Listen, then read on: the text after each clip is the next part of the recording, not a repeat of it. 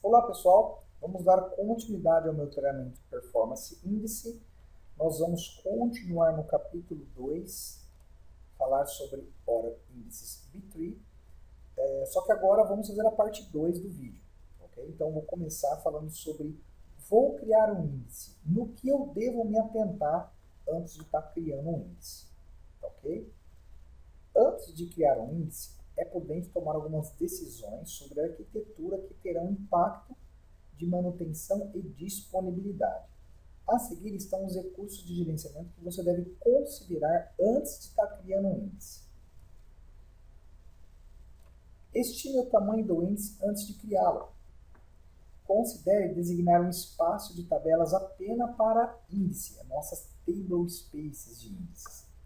Este permite gerenciar mais facilmente o índice separados das tabelas para tarefa como restaurar e recuperar uma parte do banco, ok? Permitir que objetos herdem parâmetros de armazenamento de seus espaços de tabelas, das nossas table spaces, e definir padrões de nomenclatura a serem usados ao criar os nossos índices. Então, primeiramente, eu vou falar sobre como eu faço para estimar o tamanho de um índice. Por esse comando aqui, você já estima o tamanho de um índice. Então, vamos fazer um teste aqui para esse índice que eu criei, que é desse exemplo. Eu vou dar um drop índice, na verdade eu vou dar um drop, vou colocar o comando aqui, drop index, né? Vou dropar esse índice, ele não vai existir mais, ok? Drop index, o nome dele. Ok, vamos dropar esse índice, que eu criei que aparece outro exemplo anterior. Então vamos supor agora que você vai criar esse índice e você quer uma estimativa de tamanho, ok? Então por esse conjunto de scripts aqui, eu coloquei o mais simples possível, ok? Mas se vocês procurarem na internet vocês vão achar outros mais informativos, mas eu coloquei a maneira mais simples possível. Pela nossa package,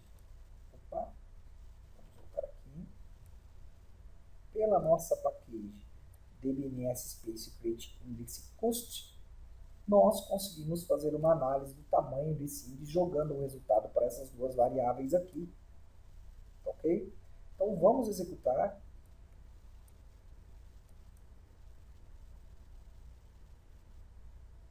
Olha só os dados sendo gerados, olha que legal. Nós tivemos uma estimativa de resultado para essas duas variáveis aqui. A primeira variável, que é used bytes, fornece uma estimativa quanto ao espaço necessário para os dados de índice. Então nós tivemos essa quantidade de bytes aqui. A segunda, que é a que deve ser mais observada, é a variável allocBytes, que fornece uma estimativa de quanto espaço será alocado dentro da table space. Então nós vimos aqui que nós vamos gerar 31.000, 3.000 bytes, 3.000 e alguma coisa bytes. Na verdade 3.000 não, né? Vamos colocar o resultado certinho aqui, 1, 2, 3, 1, 2, 3. Isso daí vai me custar 3.145.728.000 bytes. Ok? 3.145.728.000 bytes de espaço. E aí você faz as conversões necessárias e vê se você tem espaço em banco para isso ou não. Ok? Aí vamos supor que você viu isso daí, legal, vou criar um índice. Então olha só, vou criar o índice agora.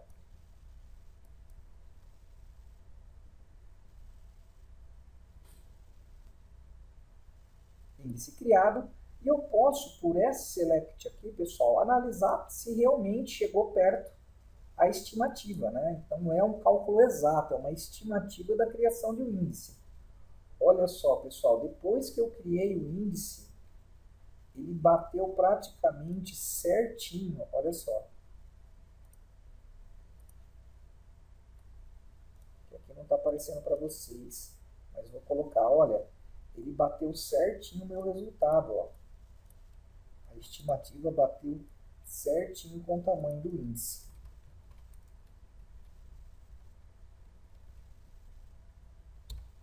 Certo? Então, esses resultados da estimativa de criação de índice podem variar dependendo do tamanho, número de registro na tabela, o número de colunas, tipos de dados e a precisão das estatísticas. Então, eu recomendo sempre deixar as estatísticas atualizadas no seu banco de dados, ok? E sempre na hora que você for criar um índice, passar por esse script aqui para você analisar o tamanho dele. Tá certo? Vamos para o próximo exemplo aqui. Eu vou observando dados de índice. Então aqui eu coloquei várias views, né? A User Index ou DBA Index, a User Id Columns, e aqui fazendo um join com User Segments e User Underline Index, que mostra esses resultados, tá ok? Eu vou tirar esse Adrex aqui porque eu não tenho. A gente vê os resultados que essas views vão deixar para vocês. Analisando dados básicos de índices. Olha só. Index é um tipo normal, está na minha tabela table. Ok? Vamos ver esse outro aqui, ó. Colunas que formam o índice. São colunas que formam o índice.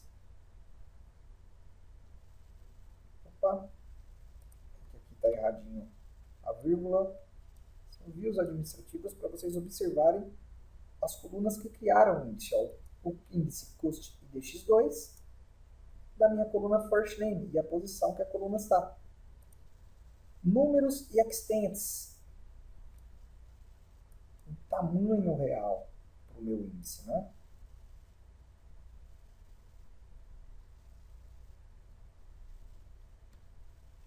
Criou, ó, nós temos o índice, é um segmento, o index, ele possui 18 extent e a quantidade de bytes que a estimativa acima mostrou para a gente. Ok? E aqui, pessoal, outro exemplo de como eu... deixa eu pegar o nome do índice aqui.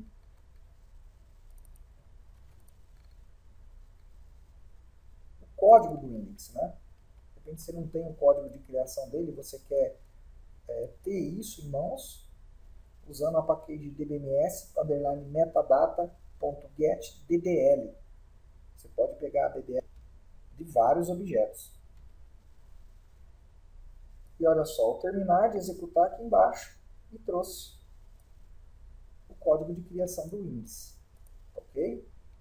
Pessoal, deletando um índice. Mais uma coisa interessante de vocês observarem. Se você... Se você determinar que não será mais usado o índice, ele deve ser descartado. Ter certeza de que não haverá um impacto negativo no desempenho. Se possível, ao melhorar a melhor maneira de determinar implicações negativas no desempenho é descartado um índice e um teste de ambiente que reflete o ambiente de produção. Em termos de hardware, dados, carga e assim por diante, seria a gente usar uma base de teste.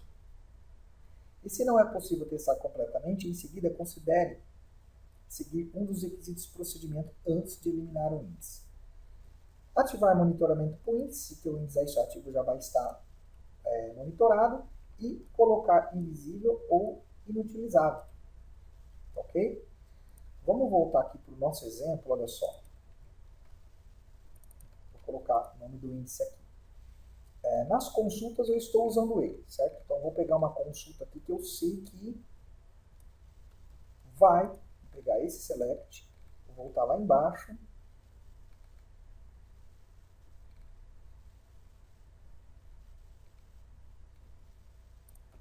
Vou colocar ele aqui, ok? E nós vamos analisar o plano de execução, ok? Opa, ele deu um table access, claro. Deixa eu atualizar as estatísticas, porque eu mexi um pouquinho, né? Esse índice. Deixa eu dar uma atualizada na estatística.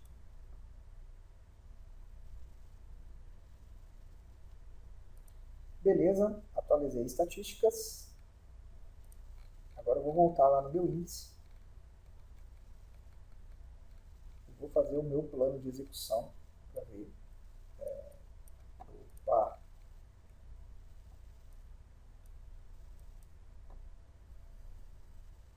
Ainda deu um table axis full. Pessoal, eu só voltei lá acima e criei de novo a estrutura. A tabela, inseri os dados e o índice como vocês viram acima. Ok? E agora fiz o Expron Plane e ele me trouxe o resultado que eu queria. Usou o Index Range Scan. Ok? Então, o que é o ideal antes de você excluir? Vai lá, coloca esse índice como invisível. Opa. Deixa eu pegar o nome correto dele. Eu somente acertei o nome dele, tá, pessoal? Vamos colocar ele como invisível. Alterado com sucesso. Certo? E agora eu vou executar novamente o plano de execução. Coloquei ele invisível e vou executar o plano de execução. Voltou para um table axis full. Okay? Então coloquei o meu índice como visível. Ok? Ops, como invisível. Para eu voltar, é somente colocar ele como visível, certo? Gerado com sucesso e vou novamente executar o plano de execução. E aí o que você faz nesse meio termo? Voltou, olha só. Ok? O que é que você faz nesse meio termo? Analisa se o gapzinho na hora que você excluiu lá todo o seu índice, se melhorou ou se teve algum desempenho ou não. Ok? Essa é uma maneira de você colocar invisível e visível. Aí tem um pouquinho da teoria, né? Esse código torna o índice para o otimizador invisível para o otimizador da consulta, que foi o que eu mostrei para vocês acima. De modo que não pode ser usado para recuperar linhas. No entanto, a estrutura de índice ainda é mantida pelo Oracle. Insert updates delete que for realizado em tabela, vai ser atualizado esse índice, pois os registros são modificados na tabela. E se você determina que o índice for crítico para o desempenho, você pode facilmente torná-lo visível para o otimizador. Então você pode fazer essa situação. Outra situação é você pegar o índice e colocar ele como unusable. Isso daqui, pessoal, esse código torna o índice inutilizável, mas não o elimina. Inutilizável significa que o otimizador não usará o índice e o Oracle não manterá o índice, pois as instruções DML Insert Update Elite que operam em sua tabela. Além disso, um índice inutilizável não pode ser usado internamente para impor restrições ou evitar problemas de bloqueio.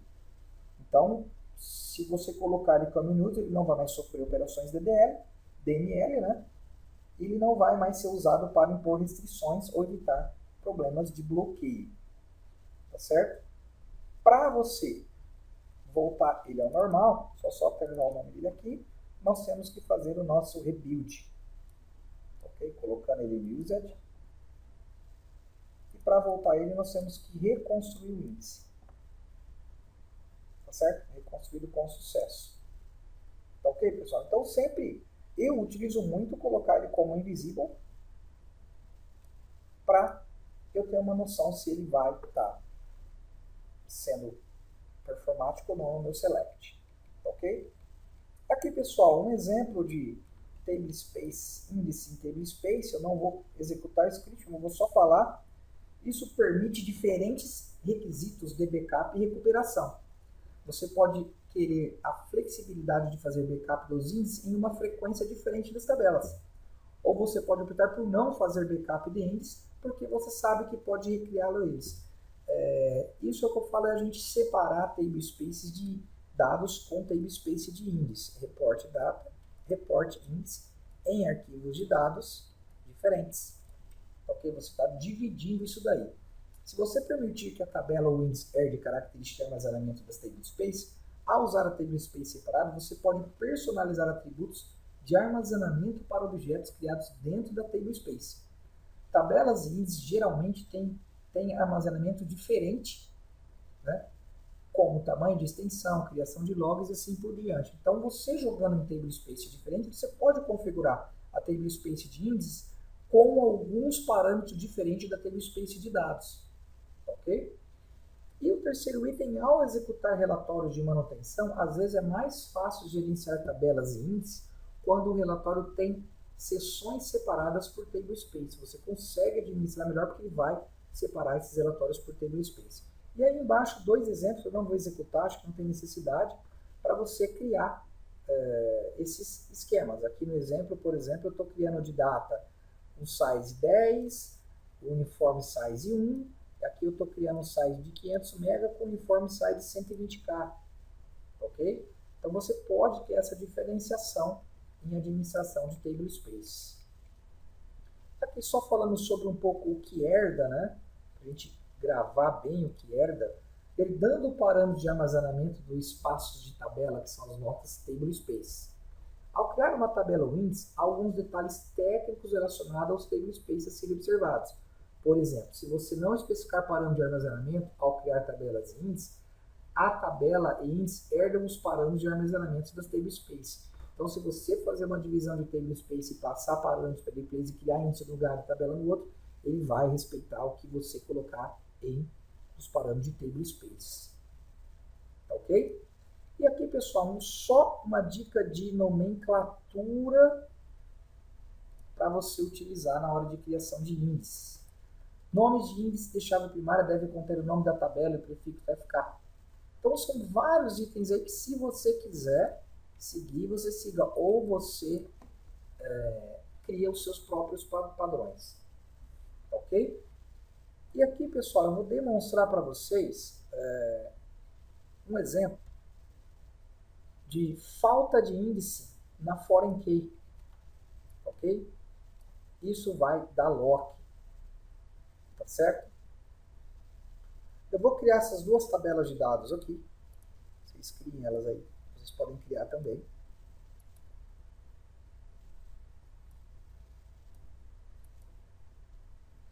Vou criar o relacionamento entre elas, chave primária e chave estrangeira. E vou inserir esses dados aqui, comitando os dados. Ok? Beleza. Agora eu vou abrir uma outra seção de terminal e executar esse comando aqui. Ok? Delete from emp where debit id igual a 10. Tá? Então eu estou deletando da minha tabela filha os registros onde o meu departamento for igual a 10. Então eu vou deletar isso daqui. Ó. Ok? E não vou comitar ainda. Posso usar até essa seção aqui. Ó. Não vou comitar. Ok? Agora o que eu vou fazer? Eu vou abrir uma outra seção. Abrir uma outra seção, mesmo banco, e olha só, estou dando um delete na minha tabela debit, onde o meu departamento ID é igual a 30, quer dizer, um dado que não tem nada a ver com o que eu excluí anterior. Eu excluí da tabela filho um dado 10, e agora eu estou vindo na tabela pai excluindo o departamento 30, que não tem nada a ver com o que eu excluí lá. Então, olha só, causou um lock full na tabela department. Ok? Então, esse problema é um problema que pode dar com locks em bases que não tenham chaves, índices para chaves estrangeiras. Okay? Para resolver isso, era só vir aqui agora criar esse índice, certo? Vou dar um rollback em transação. E agora eu vou fazer novamente, ó, delete, deletou, vou ir na minha outra seção e vou dar esse delete. Deletou a linha, não deu lock. Ok? Então tomar muito cuidado com isso, tá certo? E aqui, pessoal, eu deixei alguns scripts para vocês verificarem sobre suas foreign keys, se elas precisam de ser indexadas ou não. Nem vou executar esse script, eu quero que vocês executem aí, e o que tiver com indexed, vocês vão ter que indexar. Essas views aqui, elas vão... essa view ela vai analisar o seu banco, vai pegar todas as suas foreign keys que necessitam de ser indexadas. E vai apresentar um relatório para você mostrando, olha, essas colunas aqui, essas foreign keys, elas não possuem índice. Então você vai e cria o índice. Tá ok? Então, pessoal, meio longo aí esse capítulo sobre B3, mas espero ter passado para vocês bastante conhecimento. Abraços, bons estudos e até o próximo vídeo.